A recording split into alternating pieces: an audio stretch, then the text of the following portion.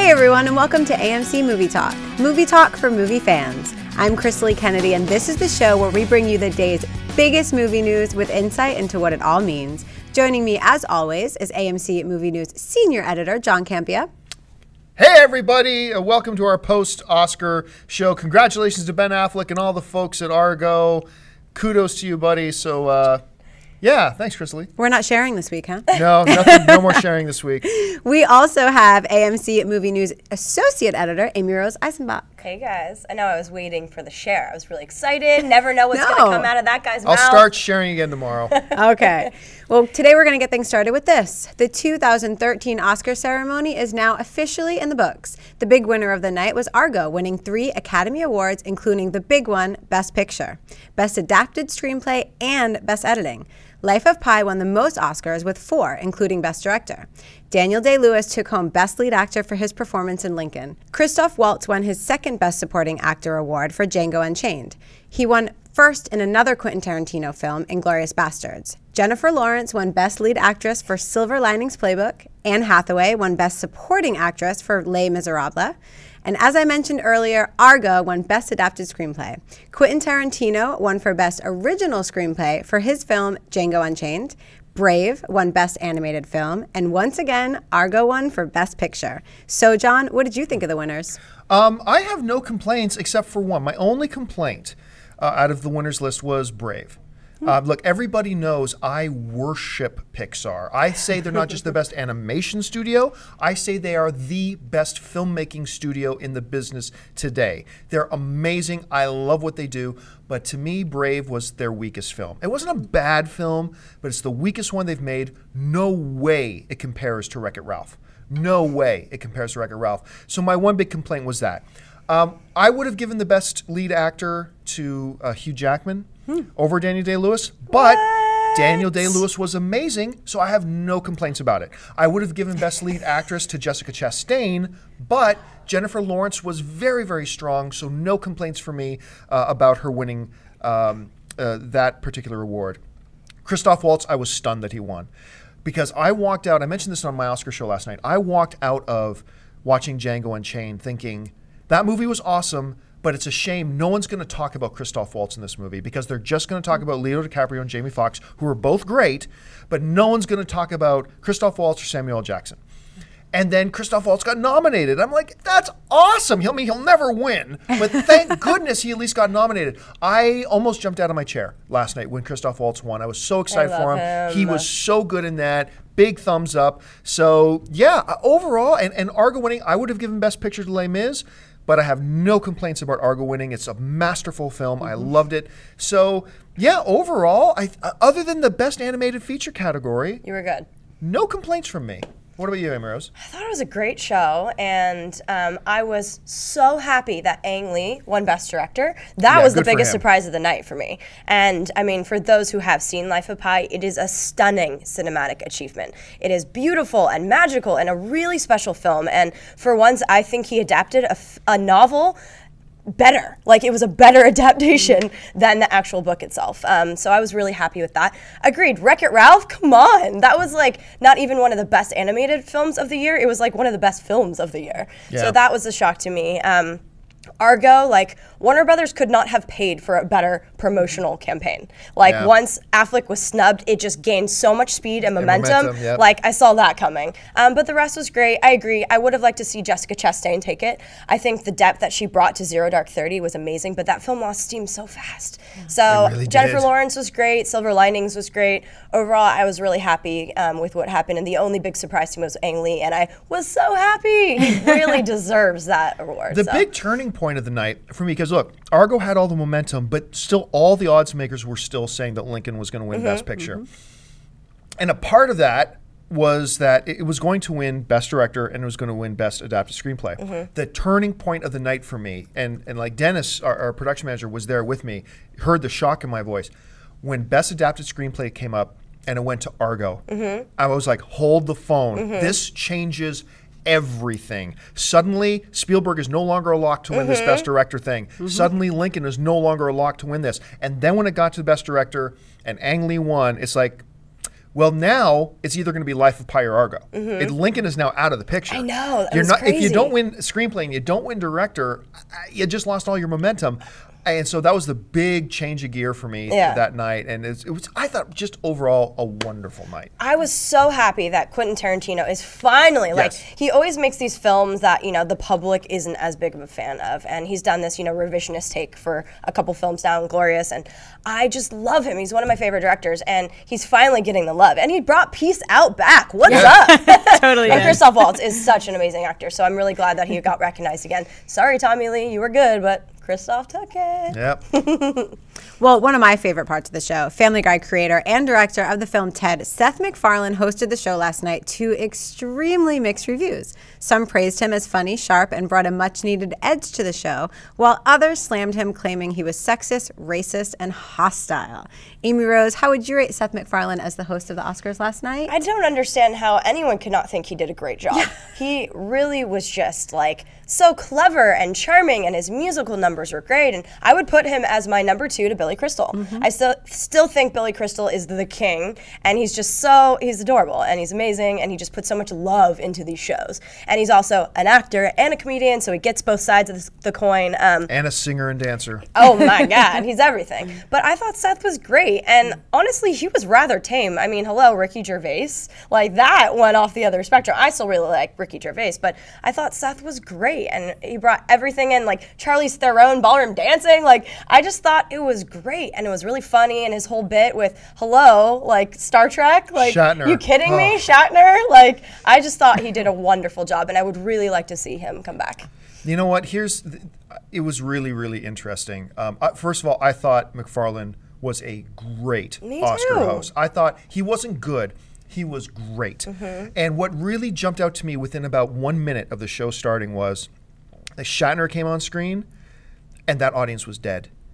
And I instantly, I tweeted and I said to the people who were with me in the room, I said, this audience is not ready for Seth MacFarlane. They're not ready for him.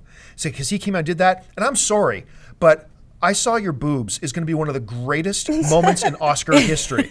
I thought that was... It was so funny. It was funny and satirical, and when they got to the Kate Winslet part, and this, and this, and this. And what about Jennifer Lawrence? We've never seen, she's like, it was so cute. I thought he was fantastic. He was edgier than what they are used to, yes, but I thought they did a brilliant job of bringing an edgier, more youthful tone to the show while maintaining the prestige and majesty of the show. Exactly. I don't want to see the Oscars turn into one of these hack award shows where guys show up in their T-shirts thinking, no, I want a black tie, kind of majestic sort of event, and I felt like they pulled it off, but what the audience didn't buy into it yet. I hope that the producers of the Oscars next year stay the course. Now, they tried it a couple years ago with Franco and Hathaway. Did not work. It was a complete disaster. So I completely agree with their decision to back off, go back to Billy Crystal for 1 year, which is what I always said they should do.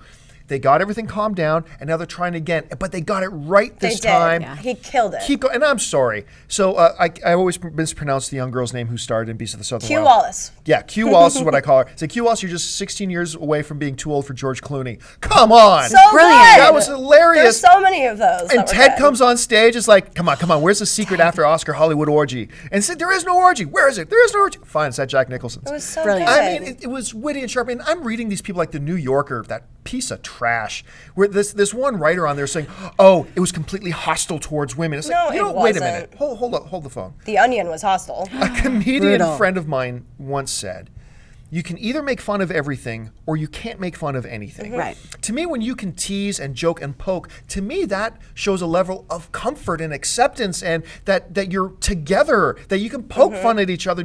So when he's making jokes about the homosexual community, you gotta be stone cold moron to believe that he's actually homophobic or that he's anti-gay rights. He's completely the opposite. And then Shatner saying he joined them. Yes, that he joined them. So funny. But that's why he can get away with that kind of stuff, because we know that about him. Loosen up, Hollywood. Yeah. Come on, I hope they have some guts and stay the course. He was great. And what about the Sally Fields bit? Oh, so funny. I love you, Seth. You killed it. We appreciate you. yeah, absolutely. All right, folks, listen, it's time to that time of the show where we go to buy or sell. Here's what's going to happen. Chris Lee is going to read off some of the other big items in the world of movie news other than the Oscars. And Amy Rose and I are simply going to say whether we buy it or sell it. So, Crystalia, what do we got? All right, we're starting off with this. As many of you know, the movie rights Marvel comic book characters X-Men and Fantastic Four are owned not by Marvel Studios, but by Fox. It was announced last week that Matthew Vaughn, who directed X-Men First Class and is producing the upcoming X-Men Days of Future Past, has signed on to produce the Fantastic Four reboot, being directed by Josh Trank, who directed last year's film, Chronicle. Many are speculating that this now opens the door for Fox to do an Avengers-like crossover film with X-Men and the Fantastic Four in the near future. John, buy or sell Fox building up to a Fantastic Four X-Men crossover movie? Absolutely buy. This is brilliant. Fox Studios is doing what DC, and Warner Brothers should be doing all along. They've seen the future. They hired on comic book writer Mark Miller, who also created Kick-Ass, to be kind of their Joss Whedon, their overseer of their Marvel films that are under the Fox banner. And they are shepherding, they're pushing this towards now, obviously by having Matthew Vaughn producing both X-Men and Fantastic Four, they are building towards that crossover. I think it's a brilliant idea. I hope Warner Brothers starts taking some notes. Oh, yeah. Bye. Oh yeah, oh yeah. I read this, so I was like, yes! Every Marvel fan wants Marvel rights back to Marvel. That's the ultimate goal. But if that's not gonna happen, obviously Fox is not gonna release a very profitable franchise like they have currently. I think this is great. Trank Chronicle was awesome. Yes. So I really trust that he's gonna do justice to Fantastic Four, because those films were awful, and I really think he'll do a good job, and we all know X-Men's my favorite. So give me more of that, those together. Hell yeah. All right, Joe Carnahan, who recently directed the Liam Neeson film The Grey, has been lined up to direct the reboot of Death Wish, the 1974 film that starred Charles Bronson as a man who turns into a vigilante after the murder of his wife. However, it now appears that Carnahan has left the project. Rumors are circulating that the reason he's left the movie is due to differences with the studio over who should star in the remake. Reports claim Bruce Willis is the studio's choice. Carnahan took to Twitter to say the following: "You stick to your guns. You walk what you talk, and you only make the things and do the work you love and believe in." Amy Rose, buy or sell Carnahan walking away from Death Wish? Buy. I think that's very admirable. I mean, as a director, as a writer, anything, like, you want to believe in what you're doing and have passion for it. So sticking to your guns, I respect that, and I think that's great. I'm going to buy this too. I mean, and I don't believe anybody's in the right or the wrong here. I think sometimes, like, I've left jobs before, not because I thought the people who were running the company were idiots or anything like that. It's just that, hey, they've got a vision that's not the vision that I know that I have. Exactly. We're going in two different directions. It would be best for the project if I'm not here. And the impression I get from this tweet is that that's Carnahan's frame of mind, that look, this isn't the direction I want to go in, so you go ahead and do it. I'm going to walk away. Everything's good. So for me, I buy it. Okay, the first picture has just hit the internet of Sylvester Stallone and Robert De Niro and their upcoming film, Grudge Match. The film revolves around retired boxers Billy the Kid McDonough and Henry Razor Sharp, lifelong bitter rivals who are coaxed out of retirement and into the ring for one final grudge match. 50 years after their last title fight. John, after looking at this picture, buy or sell the idea of Grudge Match? I completely buy it. One of the things that jumps out to me about this picture, and I'm sure Dennis has it up on the screen, De Niro looks great. I mean, they both look old. I mean, there's no doubt about it. But look at De Niro. He looks fantastic. I didn't think he could look this good. Stallone, we all know how good this genetic freak looks for a guy who's approaching 70. Good grief. I think the premise of the movie sounds great. I think these guys look great. 50 years after their last fight, sign me up. I'm a buy. I'm going to buy too. That picture's ridiculous, but awesome in its ridiculousness. And I mean, De Niro looks really old. But look at his arms. He looks great. I mean, I feel like I could push him over like this. But yeah, no, I think that's going to be a fun time. Bye. A remake of the cult classic The Crow has been in development for over a year now, with a director on board and a finished script. Now there seems to be finally some movement on the project, and it is being reported that X-Men first-class actor James McAvoy is in talks to play the lead role, Eric Draven. Other actors who've been up for the role include Bradley Cooper, Mark Wahlberg, and Channing Tatum. Amy Rose, buy or sell McAvoy as the Crow? I'm going to sell this because I really don't think that a remake needs to happen here. I mean, we talk about remakes and reboots a lot on the show, and sometimes, sure, let's make it better, but I don't think we need to touch this. Let's dive into those original ideas. I know are out there, sell it. Even though I love James McAvoy, I think he's a great actor. He's a great Professor X. But yeah, I don't think it needs to happen. I'm going to sell this for completely the opposite reason, actually. I think The Crow is a film worth remaking. It's been a long time since the original that they never got to finish, obviously for very tragic reasons, the way they wanted to finish it. A lot of the new movie-going audience generation hasn't seen the original Crow, so I think it's ripe for a remake. I just don't see, as much as I love James McAvoy, I think he's awesome, but I don't think The Crow is the role for him. I just don't see him in that part, so for me personally, I sell it. The Amazing Spider-Man director Mark Webb has just released the first image of the new costume Spider-Man will be wearing in the upcoming sequel, The Amazing Spider-Man 2. Some are claiming this is the more accurate-looking Spider-Man costume we've seen to date on the big screen. Amy Rose, buy or sell this new look for Spider-Man? I'll buy it just because I'm really excited about the film. I personally did like the other look a little better. I thought the vibrant colors were really cool, but you know, they do have some of the components from the comics a little more, like we were saying. So I'm gonna buy it. I love Mark Webb. Let's do this. I'm going to buy it too because I think this. Look, I really liked. While everybody else was bagging on the costume they used in The Amazing Spider-Man, I actually really liked it. Me too. But seeing it side by side with this new costume, now I think it looks stupid. Like they've got the big white eyes. This is the most accurate to comic book adaptation. It still has some of those elements. You can still, it's kind of the mesh costuming. The colors are a little bit brighter. I really like this new costume, so I'm fully on board with it. I buy it. All right, folks, listen, it's now time for the show, for the part of the show that you guys brought back by popular demand. It's time for Mailbag. Listen, if you got a question you want us to address on air, email your question to us at amcmovietalk@gmail.com. Once again, at amcmovietalk@gmail.com, and we'll pick out a bunch every day to address. So Chrisley's got a bunch of your emails right now. So Chrisley, what do we got? Benjamin Burnside writes in, "Hey guys, I love your show. My question is, how did you guys react with the Oscars celebrated the 50th year anniversary of James Bond? Personally, I was quite disappointed with how they handled it. Even though the Goldfinger song and the highlight video was cool, it was an absolute shame that none of the Bonds were present. What are your thoughts? And keep up the awesome work." I think it's pretty well known that they did originally plan to have all the original Bonds on stage. Here, I'm completely speculating, okay? I got nothing to back this up. This is me speculating. Let me be clear about that. I remember when they first announced that they want to get all the Bonds back together, I remember saying, I think I said on the show, they're going to have a really hard time getting Sean Connery there.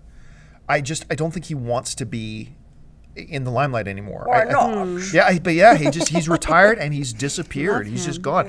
And you know what? I fully believe that they wanted to have all the Bonds on stage, and I am willing to bet pennies to dollars that he didn't want to do it. And if you're not going to have Sean Connery there, what's the point? It's going to feel really awkward to have the other James Bonds there, but not Sean Connery. And so then I think they had to go with a plan B. And I think you're right. I think they did a very nice job with what they did, but I wouldn't blame the producers that they didn't handle it right. I think they just had to make the best of the situation they had. That's my thought. I mean, how did you perceive it, Amy Rose? Yeah, I thought it was a nice tribute. I mean, it was really cool. I love Bond, so it was great. They could have done something a little more fun, even with Daniel Craig, who was the latest one, and just like have him swinging in or an explosion or something cool like that. Like, I really would have liked the effects aspect of it. But yeah, I thought it was cool. And how cool was Dame singing Goldfinger? Oh, that was she was so cool. At first I thought, oh my gosh, please don't tell me she's going to come out and sing the song. And then she sang the song, and I'm like, okay, I'm an idiot for thinking that. And that was awesome. She was great. And Adele is amazing. Although the sound wasn't that great. Like, they didn't have her mic turned up high enough. But no, I think it was good. I think it could have been a little cooler, but honestly, it was already a long show, so it was hard to keep it tight. So I think it was decent. All right. Tyler Gonzalez writes in and says, "Hello, my name is Tyler. I look forward to your show every day. They are making a new Evil Dead. Do you think it will be as good as the original, my favorite of the three? And do you think it will have a comedy element like the first or strictly horror? Thanks, and keep up the great work, guys." I'll take this one first. Yeah, you go. Huge horror movie fan, huge Evil Dead fan, and Chrisley is not, but I'm going to get her there. Don't worry, guys. It's really hard with remakes like this because it's not really a remake. That's the whole thing. I actually worked on this custom video with Bruce Campbell, and it's not a remake. It's kind of a reimagining. So they're going to have references from the cult classics, but it's not the same exact story. So I think that that's kind of a safer bet to not really, offend older fans, but kind of unite new and old fans. I think it's going to be terrifying. Did you see the red band? It was so scary, and just the whole production value of it, and the fact that Bruce Campbell and Sam Raimi have been involved with it. I think it's going to be awesome. Better, only time will tell, but I do think you should have faith in this movie. Yeah, what Amy Rose isn't fully mentioning, she just got back. Like, she just flew down to meet with Bruce Campbell and actually talk and do this video special about Evil Dead. The trailer might be the most frightening trailer. It's so scary. Just a trailer I've ever seen. And the poster makes a very bold prediction.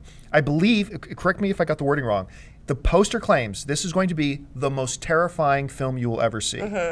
And I believe it. There ain't no comedy in this movie. This is straight up horror, and I think it's going to be great. I think the trailer looks awesome. So yeah, sign me up. I'm ready to go. And Brucey is as cool as you think he is. So anything that he's involved with, I love him. And he has a little cameo in as the gatekeeper in Oz. And Oz is great and powerful. Cool. Yeah. Ohio Cleveland writes, with Daniel Craig reportedly signed on for only 2 more Bond movies, was wondering who in your mind would be a good possible replacement if they decide to replace Craig.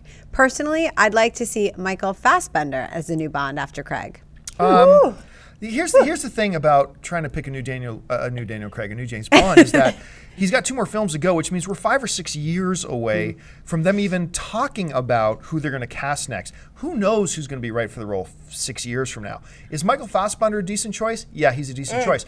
But I like to lean away and shy away from when doing casting predictions or casting wish lists.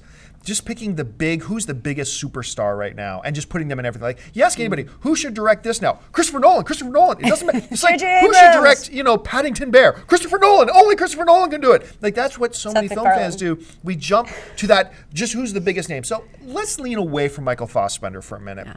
If you're going to have somebody play James Bond right now, I like Tom Hardy. Tom Hardy, I think, could pull off the suave kind of thing. And he's kind of badass. And let's face it, Daniel Craig has brought that badassness back to Bond. So I could see that. But once again, don't hold me to that, because we're like 6 years away from casting a new Bond. So it's going to be pretty hard to predict. But what about you, Amy Rose? What do you think? It's going to be difficult because Daniel Craig, to me, is the best Bond, no question. He's not only believable as such a badass, and like he could really fight crime and just be a suave spy, but he's also a ladies killer, and a believable one at that. I feel like every other Bond to date has been one or the other. Really have done that great, but like he really just crosses both, and I just love him so much. So it's going to be difficult. With that said, Michael Fassbender's not just a big name, he's an amazing actor, but I really do see him. I could see that because he has that kind of, that classiness to him, but he also can kick some ass. Yeah. So I think he would be great. I do see Tom Hardy as well, but it's just hard to imagine anyone else because Daniel Craig is such a good Bond. So, we'll see what happens. I hope maybe he just loves being the super spy, that he'll just continue it up. You never know what can happen. Things change, so we'll see. But I do think Michael Fassbender is a good choice. All right, folks, listen, we've run out of time, but stop what you're doing before you do anything else. Take a second and click that subscribe button. Become a subscriber of our AMC Movie News YouTube channel. It'll keep you up to date on everything going on in the world of movie news, and of course, our daily AMC Movie Talk show. If you want an audio-only edition of this show so you can listen to us in your commute to work, look down in the description of this video and you'll see links to iTunes and Stitcher Radio for the audio-only versions. Make sure you follow us on Twitter at twitter.com/AMC Theaters. Like us on Facebook at facebook.com/AMC Theaters. And why not go see a movie tonight? Head on over to amctheaters.com for your theater, showtime, and movie ticket information. And once again, click that subscribe button and follow us on YouTube. I want to thank our lovely host, Chrysalie Kennedy. Thanks so much, Chrysalie. Thank you for having me. Our associate editor of movie news here at AMC, Miss Amy Rose Eisenbach. Thank you very much. And thank you to you guys. Listen, the most important part of this show is not what we have to say up here. The most important part is what you have to say. So make sure you jump down to the comments section, leave your thoughts on any or all of the subjects we've covered today. Tell me why you think I'm wrong about James Bond or X-Men and Fantastic Four. Whatever. Feel free. We want to have a discussion with you. So once again, thanks a lot for joining us. Until tomorrow, my name's John Campy for AMC Movie News. Bye-bye.